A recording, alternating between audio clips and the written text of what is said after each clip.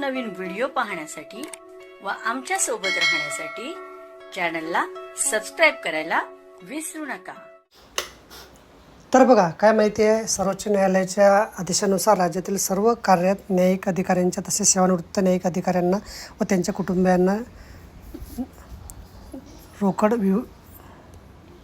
रोकड विरहित वैद्यकीय सुविधा योजना लागू करण्याचा विधी व न्याय विभागामार्फत मंजूर देण्यात आलेली आहे।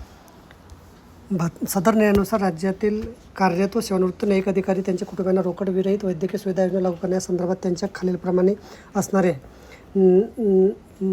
न्यायिक अधिकाऱ्यांमध्ये जिल्हा स्तरावरील न्यायपालिकेतील कार्यरत व सेवानिवृत्त न्यायिक अधिकाऱ्यांच्या तसेच परिशिष्टामध्ये नमूद संवर्गबाह्य पदावर कार्यरत असलेल्या न्यायिक अधिकाऱ्यांचा समावेश असणार आहे।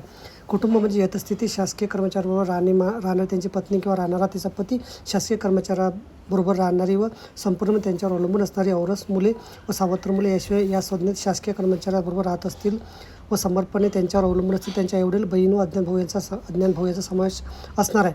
रोकड विरहित वैद्यकीय सुविधा यामध्ये कार्यरत न्यायिक अधिकारी त्यांच्या कुटुंबियांना प्रस्तुत रोकड विरहित वैद्यकीय सुविधा ते कार्यरत असलेल्या जिल्ह्यातील अथवा ते उपचार घेत असलेल्या कोणत्याही जिल्ह्यात अनुदान राहणार आहे। तसेच सेवानिवृत्त न्यायिक अधिकारी व त्यांचे कुटुंबीय यांना प्रस्तुत रोकड विरहित वैद्यकीय सुविधा त्यांचे वास्तव असलेल्या जिल्ह्यात किंवा ते उपचार घेत असलेले कोणत्याही जिल्ह्यात अनुदान राहणार आहे।